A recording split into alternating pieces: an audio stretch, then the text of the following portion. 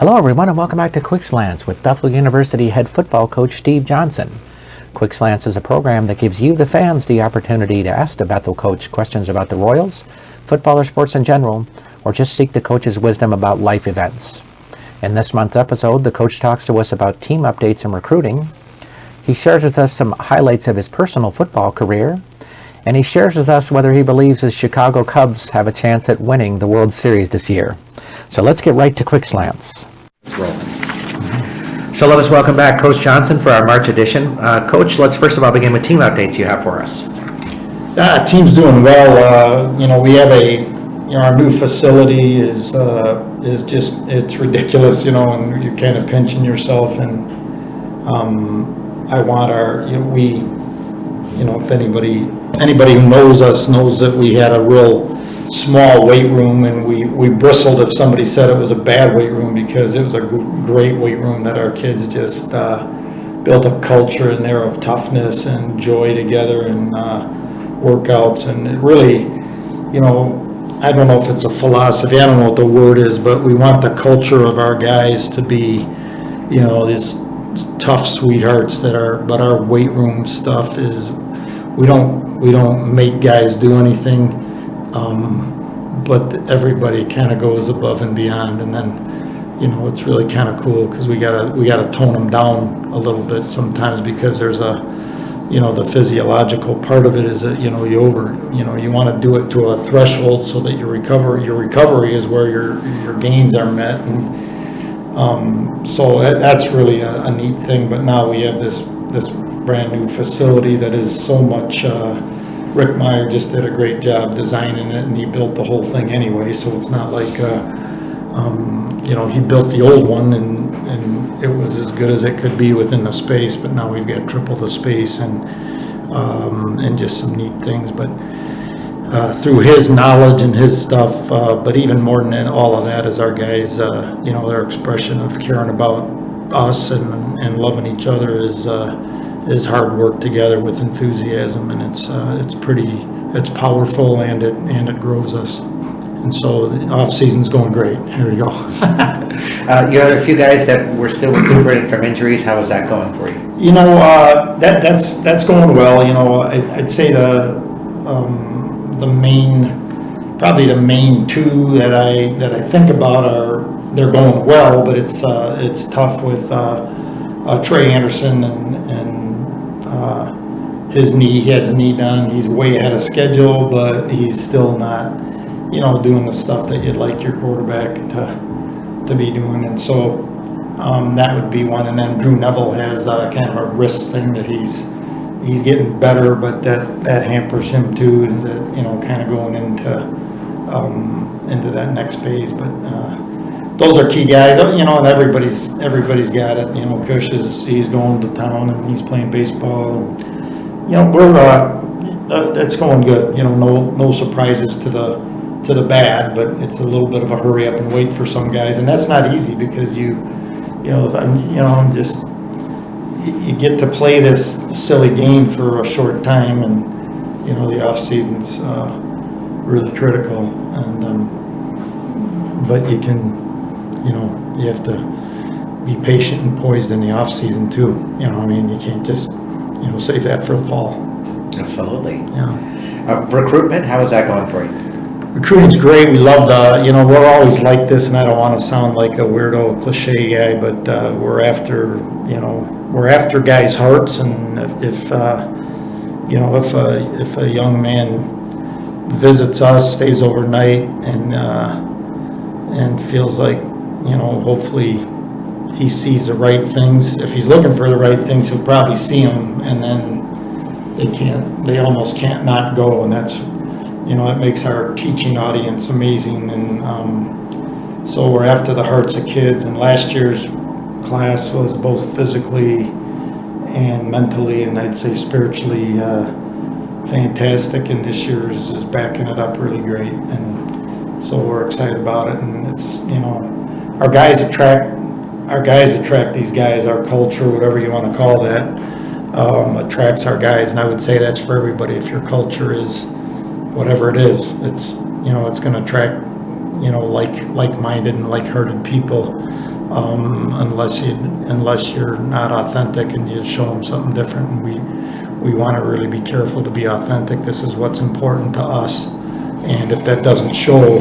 it'll be a clanging cymbal for the recruit, and they won't choose us, or we don't want to trick anybody. And I'm the kind of person, I don't like to get sold, and so in my recruitment, probably maybe sometimes to to my detriment or our detriment, I'm not very, I don't want to sell us. I want to kind of tell you who we are, and see if you see evidence, and if that's something you want, let's take that next step.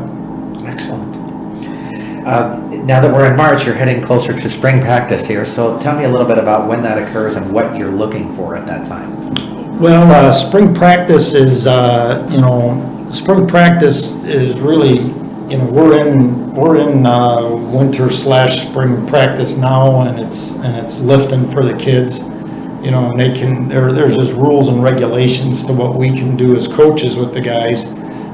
So we're building bodies and doing those things, but guys can do a little bit of film work on their own and those kinds of things. But as coaches, we're kind of we all have a task that is we're trying to hone down and again say this is who we are. Here's the base of who we are, and then build from that. And then so each coach we build that. How are we going to communicate that would be the next thing, and then we build on top of that some of the things that go with that. So your base, if you're a 40 front, that can mean 6 things. So your base isn't one thing, and I don't know how to explain that, but it's an ideology, and so this is who we are. And then if you don't have that built in, then there's like new learning on everything else. Whereas if your base is solid and you learn it well and you teach it well, it's gonna produce fruit to the other things. It's a little bit like Jesus is our base, and then that's gonna help with our, I think of it like a church. If Christ is the center of that thing, and the gospel is Jesus plus nothing, and everything, and we're staying within that, and things are coming out of that, your worship and your sermons and all your other things are gonna grow off of an alive and a great base. And so we wanna do that same thing offensively, defensively, special teams, heart things in the third down. So there's a million things to do, and that's the problem, and the fun. And so that's where we're at right now. So we're preparing what to give the kids, and then spring ball for us at our level, we can't hit or anything like that. And we choose to not whine about that. We choose to say, okay, this is the greatest thing I could ever think of for teaching, because a lot of times in camp, we get to camp and we teach, because you can't have pads for the first 5 days, and by the time you get to pads, everybody's going crazy to hit and play real football. That you kind of blow all your fundamentals that you've taught out of the water, and next thing you're going crazy. So I want to, just as an older coach, I want to take advantage of the fact that we get to teach the kids and the footwork, and we can do the footwork, and we can do the things that we want, and we can get the communication things going. And I think spring ball is really the best for our freshmen, because last fall they came in and they heard 46 counter and didn't they didn't know what that meant, unless they had something in high school, maybe they didn't, but now every single thing is gonna have meaning. So we're gonna say something, and we're gonna talk about a drill, and they'll just hop in, whereas 6 months ago they didn't have a clue. So those guys are the ones that really get, and then the older guys get refreshed and all those things. And so it's really a neat time for the language and the fundamentals and getting some of the muscle memory back.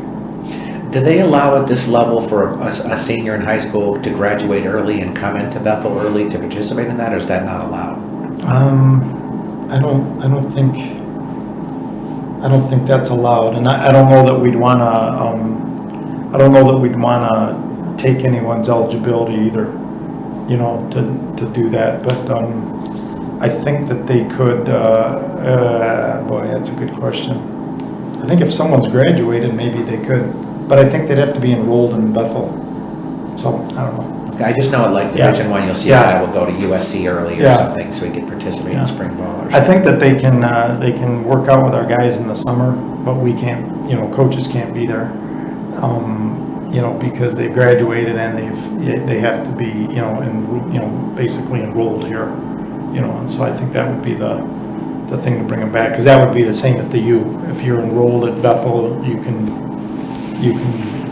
play, but I don't think it wouldn't make very much sense, because kids are coming in with so many credits already. A lot of times is that we don't have it on the other end to where you can play after you've graduated from Division III, especially in our league. I think maybe some other leagues you can't, but you can't be playing for us and in graduate school.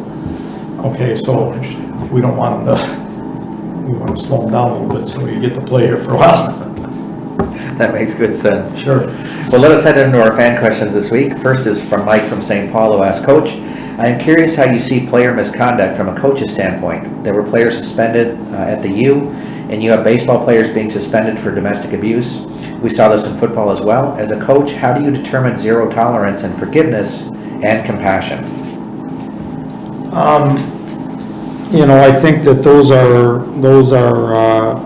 are such public things that you're talking about. I think there's quite a few. I think the kids at the U were just doing some cruddy stuff, and they put it out on the internet, and it was not very smart. If it was a regular kid at the U, I don't know if anybody would know about it. And so those, and then the baseball thing is kind of that is the same thing, and those are professional people that are 25. I don't know how those guys are, but I just have that's the guy with the Yankees, but there's a zero tolerance. I don't know. We want to be in such good communication with our guys that if there is a problem, that they can, we need to be honest with each other and repent and turn, and consequences and forgiveness are different. I had a deal even just a week ago with a guy on our team, and we were kind of, he said some stuff that hurt me, which just indicated to me that I loved him a lot, because it wouldn't hurt if Bozo the Clown said it to me. But as we patch that up, it's just he's forgiven right away, but we have to work through the consequences of it, and there's just some different things, and it's a good question. It's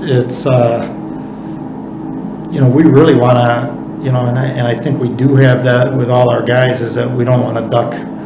We have to accept our responsibility and repent. And I guess the one thing would be is that if somebody feels like they did something and we, it's pretty obvious that it's wrong or against who we want to be and stuff like that. If if you're going to justify it, or if you're just kind of in our face going to do that again, you're going to have to leave, and not be part of us. And we need to understand all the time that our actions affect other people, and they do when we lift, because we talk about, we want you to lift for us. I want you to lift so you can be all conference. If that happens, great. If it doesn't, that's the way it is. But I want all of our gifts that we give, they're for all of us, and that's where there's a lot more joy. Well, every time you kind of do something that's not right, you represented us and you hurt us, and you need to choose us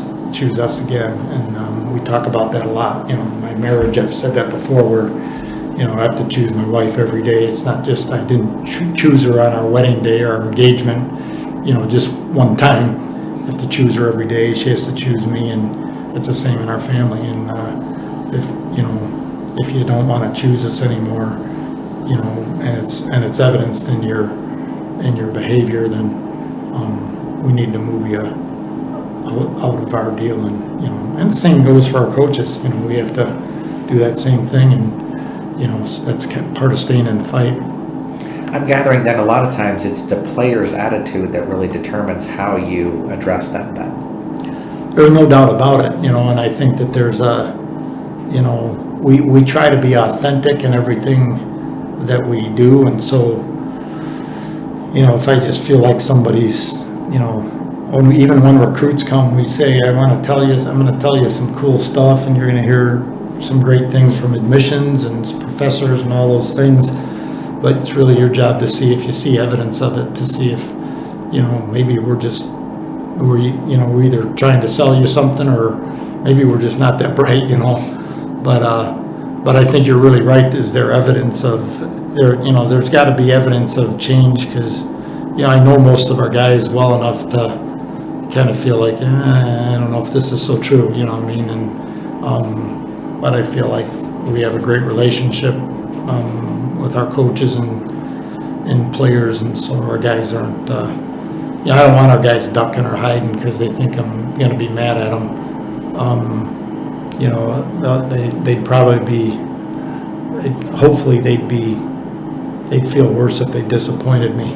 They'd probably rather have me mad, you know, so, and that, I think that's a neat thing. That's a respect thing, because I feel the same way. I don't want to disappoint those guys. I want to be the best coach that I can for those guys. That makes good sense. Our next question comes from Bill from Plymouth, who wants to know, what kinds of coaching activities do you do during the summertime? You know, I follow the Cubs, and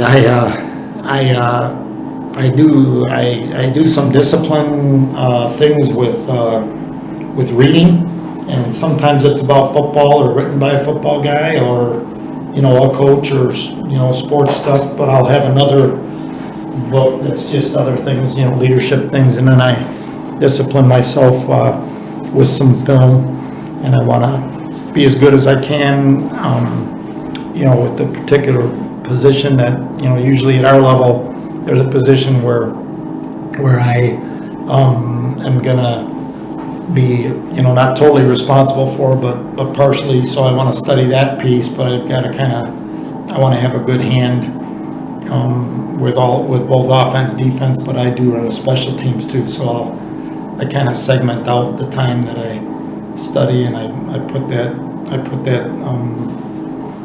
try to be disciplined with that, because it's just not, you know, when you feel like it. If you just do it when you feel like it, you may never feel like it, or you might get too locked into it too. I don't want to get so bogged down that I get all that stuff, so I kind of try to be disciplined with film and things like that. Fortunately, we have Huddle, and so I can have the last 3-4 years of film and do it on my porch. You know, nice. It's really cool.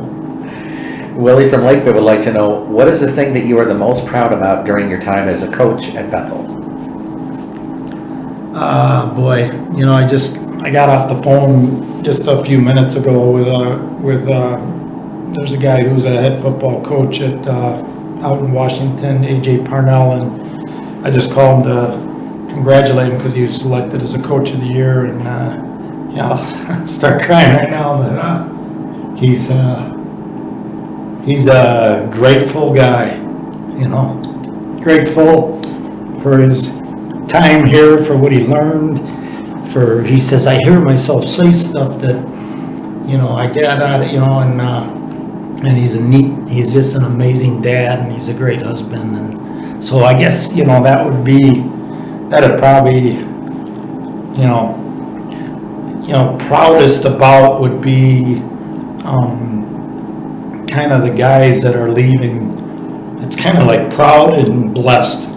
I'm blessed by, you know, guys that, you know, put what I think they put a lot in, and they think they got way more out, and, you know, I'm not so sure, but I love that, you know, and I feel like that about Scotty Kirkhoff is one that, you know, he just has given us so much. He's an All-American quarterback. He's just a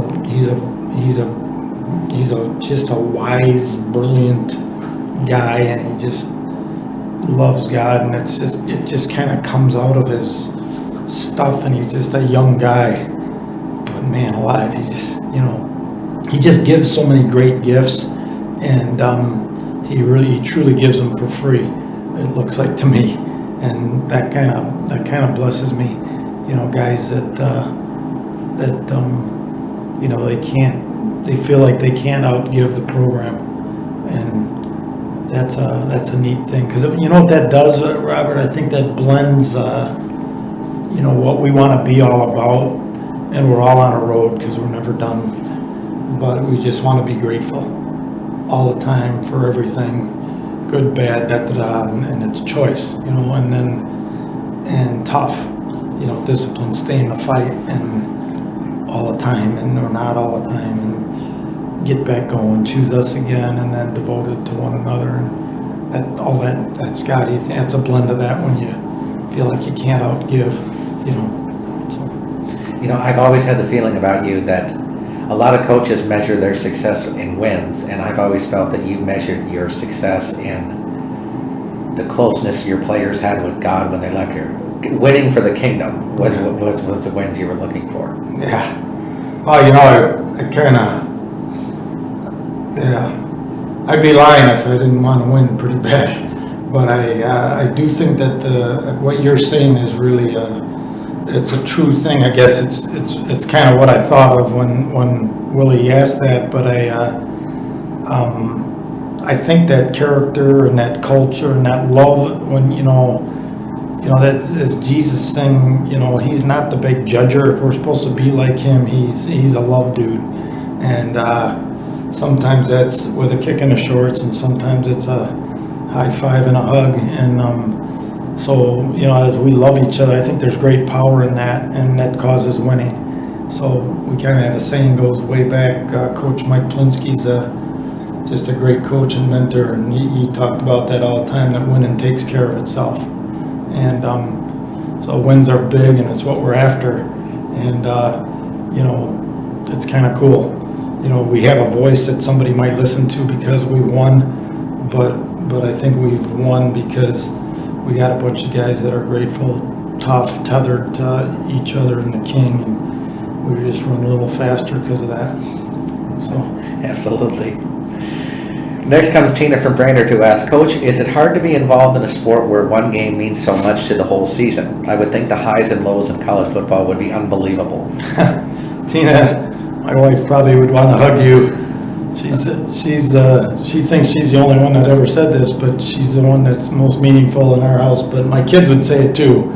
But the highs are high and the lows are low, and so you kind of just have some incredible victories and then some heartbreaks, both on the field and even in the personal things. And all of us are flawed, and you kind of keep marching. And I don't know, there's some stuff that I know is right and wrong, and there's a heck of a lot of gray, and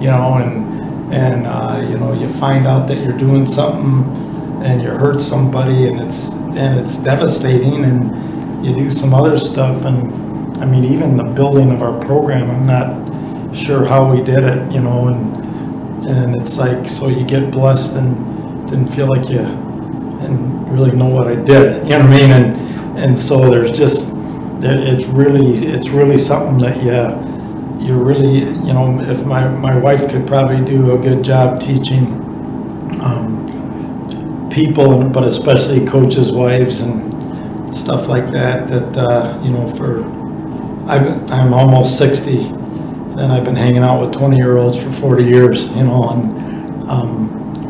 it's a pretty cool thing. But it doesn't matter what division, winning and losing is huge, and heartaches are many, and fighting through those things and being grateful for them, because you know that you have to have faith that there's going to be produced something special in you, and you might not ever see it. It's not God's job to tell us stuff, and hopefully we're not bright enough to see it anyway, because he's such a big God, not because we're dummies or anything, but but the highs are highs and the lows are low, and you got to walk through both of those, and kind of keep that the conduit going, and keep that flow going, and that's where relationships are. so important that, my wife's pretty good at telling me when I'm a bozo and comforting me. That's awesome. Takes practice. Matt from Chaska would like to know, Coach, I got to see you speak a few years ago and it was truly an honor. I wanted to know, what do you think are the keys to being a good coach?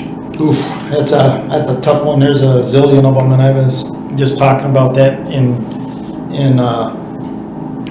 just this last week, and for the last month we're kind of working on some different things, and what makes a coach really has to wear a lot of hats, and some things come up, and I'm a counselor, and then some other things come up, and I'm a subservient role, and I gotta do this for my bosses or for anyone, and just you want to be that servant guy, you want to lead. Sometimes you gotta lead when you don't feel like it, you gotta just, I don't ever want to be a phony, but sometimes, this is one of my worst things, is I don't shut up very often, and there's times where I gotta, if I can tell, and I've talked on this show before about juice, if I can tell that I'm struggling with some stuff and then there's something big, I gotta, or if there's something big coming up, I gotta settle in and, have a word with the Lord and ask Him to, shut me up. And so there's just a million things, but there's 10 hats that a coach wears, and, we were talking about percentages of what coaches do, and if you're teaching and doing all these different things, and it's like I'm 100% admissions, I'm 100% recruiting. I do it every day. I'm in development. I got a BU shirt on, and I'm just selling Bethel and who we are every day, and it's just who I am, and I get to coach football sometimes, and so I'm a teacher. So, excuse me. There's just there's so many hats, and but I do. If I had to narrow it down, I'd say that an effective coach can win the hearts of young men or young women, and depending on the sport, and is it a good teacher? Because you really have to, some of the best coaches that I've ever known can take a pretty complex deal and make it small and understandable. And it's what I was talking about at the top of the show about what we're doing right now is getting our base really clarified and getting it really, this is the gold. Off of this, comes our other stuff. And so kind of having your base and then being able to teach and organize, there's just, there's a million things, but the two big things are teaching and winning the hearts of people, and kind of selling. I think a good professor even has got to be a coach, and so he's got to sell. If if it's calculus, and half of the kids in there aren't into calculus, and you got to sell the calculus a little bit. And fortunately in a sport, we got a little better. Our audience is into the game, or if they weren't, they wouldn't stay because it hurts. It's hard to be in football. Yeah. Good advice for Matt there. Sal from Excelsior would like to know, he read that a lot of coaches are upset at the stuff that Jim Harbaugh is doing at Michigan. Is this just sour grapes, or do you think he is crossing the line? I have no idea what the lines are. I get a kick out of Jim Harbaugh. I suppose if I was, if I was a big Illinois fan or somebody else, I might be irritated with it. But if he's not breaking the law or NCAA violations, which there's a million, I guess who cares? And we have teams that are in the news, and we can't do anything about it. Can't be jealous of it, and you can't ridicule it, and we just watch with amusement. And that's what I do with Coach Harbaugh. I kind of do like him because he used to be a Bear, but I do think that I love his enthusiasm. He's I think people are a little bit afraid of him, and I think he's got a little cranky where he's passionate, but most of the time he's got a happy heart and he's straightforward. He's not, I like guys like that more than guys that I don't know if they're telling the truth or not. his truth might just be, bug people a little bit. But it's not, I think sour grapes, if people are whining about his stuff, if he's not doing anything that you're not allowed to do, let her rip.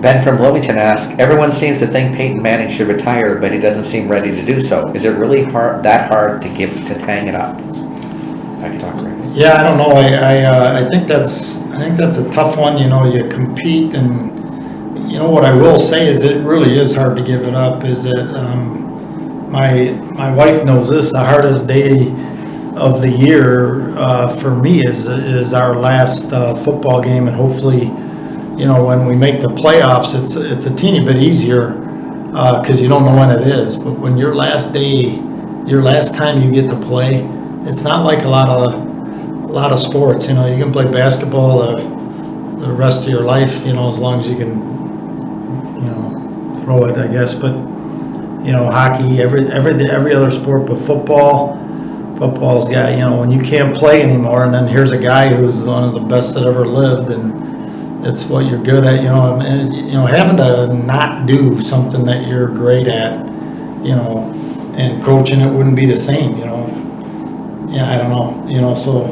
I guess I can see that. I'm right with you though, whereas if I'm him and I know that, his passes don't look the same as they used to, I do think that he gives good juice to his team and everything, but, if Peyton would, I'm sure he has plenty of money, I would, if I was going to retire, I'd certainly like to do it after we won the Super Bowl, and, I think he's got enough records, and, if he needs those things, then he probably needs counseling more than football.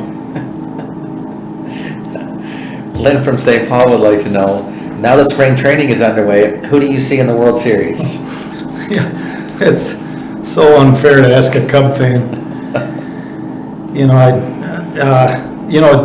does, I just have the worst attitude. My son Cornell he's an avid Cub fan, but he's a younger Cub fan, and he didn't go through what I went through in the 60s and 70s and even the 80s, but he, I'm just waiting for something bad to happen, and I think you almost wonder if the rapture will come in Game 7 when we're about to win it or something. But I'd love to see the Cubs. Obviously, I just think I think in free agency, baseball's a weird game because you have these guys have career years, and back in '84 the Cubs had the daily double. It was Bobby Pannier was their center fielder, just a great fielder, got on all the time, and Sandberg would get a base hit and it's first and third before Harry Carey's just finishing his third beer and that's first inning. That was a joke, you guys. Anyway, but but Bobby Pannier he had like 1.5 good year, great years, and so guys have a career, you don't know who's going to come through, and right now the Cubs have so much depth in the outfield, and I worry that they're not gonna, this Jorge Soler, I'd love to see him play and be great, but I don't know if they want to trade him or whatever, but Fowler's back, and I think Fowler's great, and I don't know, I'm not big on guys that strike out too much. So here I go on the Cubs. I'm sorry, you got me going here. They open Friday, can't wait. I don't know who I see in the World Series.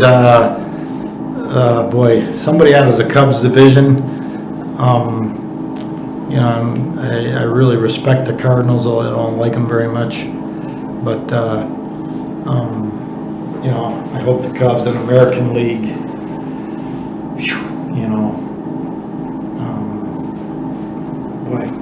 Toronto's pretty good. I don't know. That's my guess. Otis from St. Louis, coming back to the Cubs, would like to know who you see as the biggest obstacle to the Cubs winning the National League pennant this season. It's a little bit like I'm a Bear fan too, and I'd always be the Packers.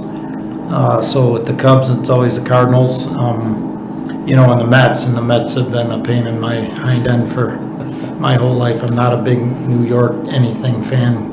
Can't stand the Knicks because they were a rival of the Bulls back in the day. So I'm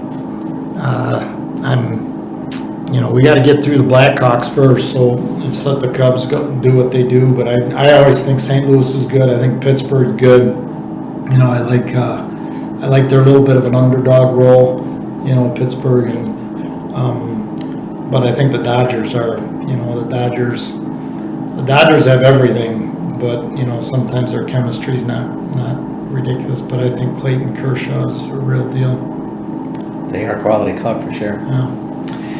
Ted from Chicago asks, as well as the Washington Capitals are playing, they always seem to choke in the playoffs. So Chicago will repeat, wouldn't you say?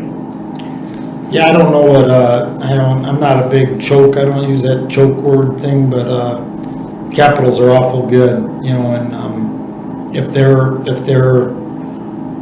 you gotta be in your base, and whatever that base is for the Blackhawks, it's a good one because it's consistency. And I think if the Capitals, and I don't know hockey like real hockey guys, but I love it. But I think Washington,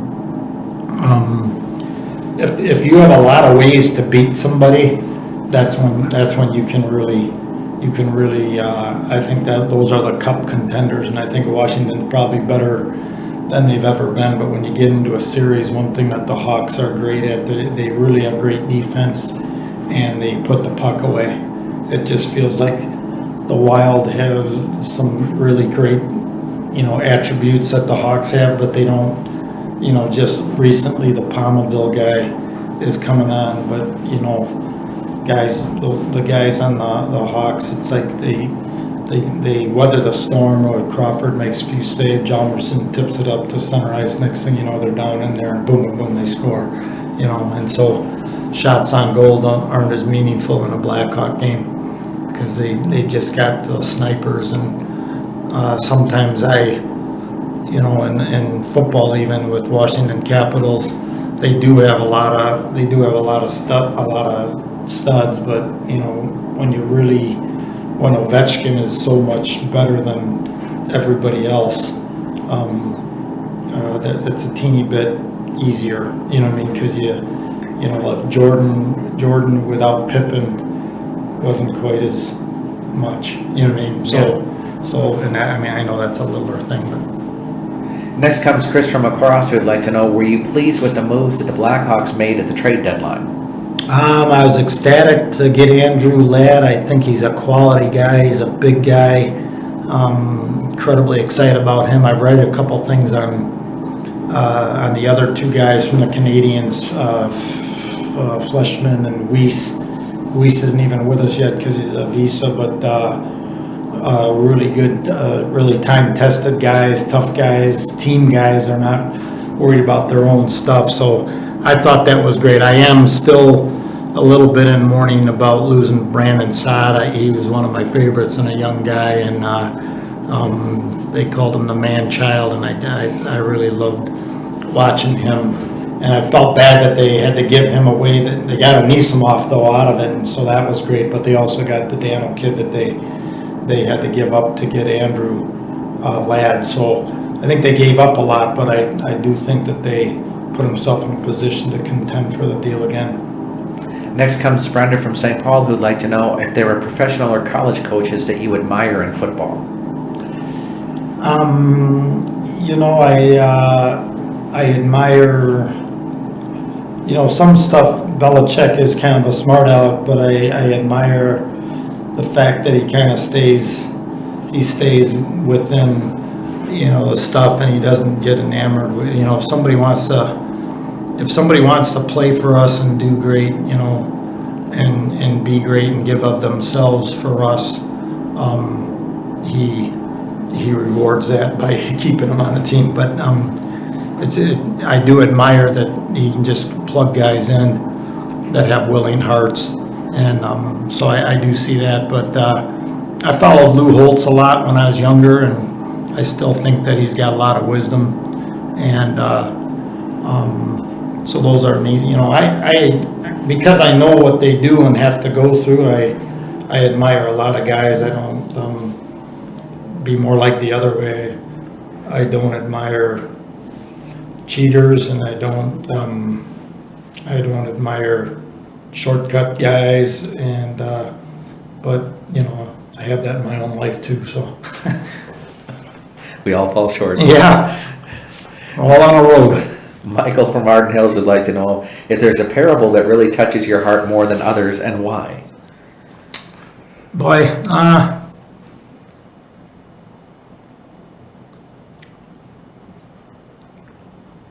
I think when I think about that, I think about the prodigal son, and coming home. I want to be that kind of forgiver, and I just feel like, and part of it, there's such a danger is that God created us in His image, and we seem to try to return the favor and try to make Him like us, and He isn't. So I don't want to be trite and not academic because I work at a college, but if we could figure God out, then He's not as big as we thought, and you know what I mean. And so I guess I wanna love like Jesus did, and I want to be slow to anger like He did, and kind of a lot of those are the prodigal son. The dad got his heart ripped out, and but I'm hoping that's a little bit like the Lord for me, because I keep leaving and coming back, and so I got to bank on Him being that way, and then I want to be that way where, because we do have, there's some people that I really try hard for, and it doesn't seem like they care. I've got to not need that, I'm try to not need that, not in a punky way though. It's like, the difference between, I don't care, that I don't want to be that way, but I don't want to worry if I'm measuring up, because King said I did. That's incredibly tough. Yeah, it is. Next comes Leon from Minneapolis, who has an interesting question. He says, Coach, here is something I don't understand. My son will lift weights and run like crazy to prepare for football, spend hours in the hot sun playing baseball, but I ask him to get up and go and get me the remote 5 feet away, and he acts like a major crime has been committed. I don't get it. Your observations? Well, I'd get another remote, keep it in your pocket.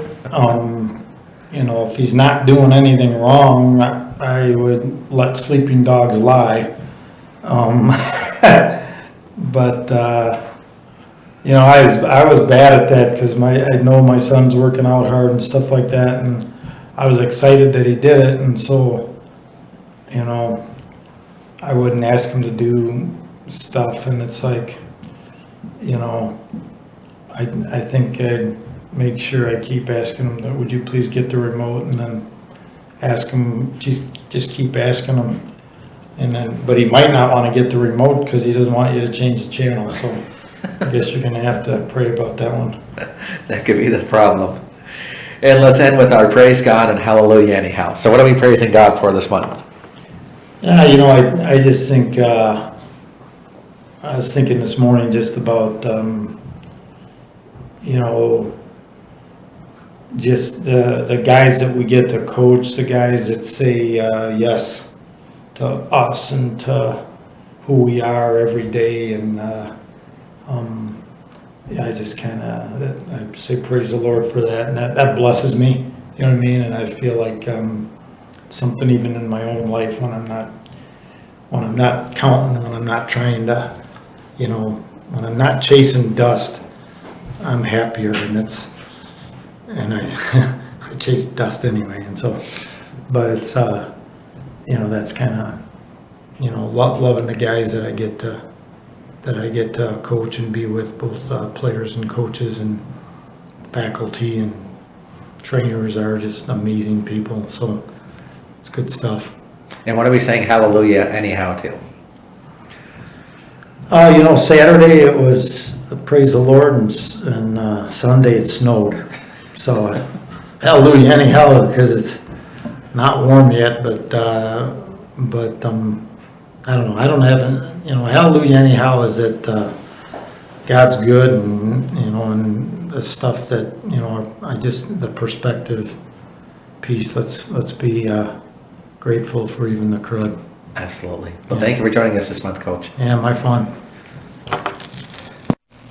We want to thank Coach Johnson for joining us on Quick Slants this month. If you have your own questions you'd like to ask the Bethel Coach, please send them to us at stevejohnson@minorleaguesportsreport.com. That's Steve Johnson at minorleaguesportsreport.com. Just as a reminder, we'll be recording the show on the first Wednesday of each month during the off-season, so please have your questions to us by the Tuesday prior to that. We want to once again thank you for joining us this week.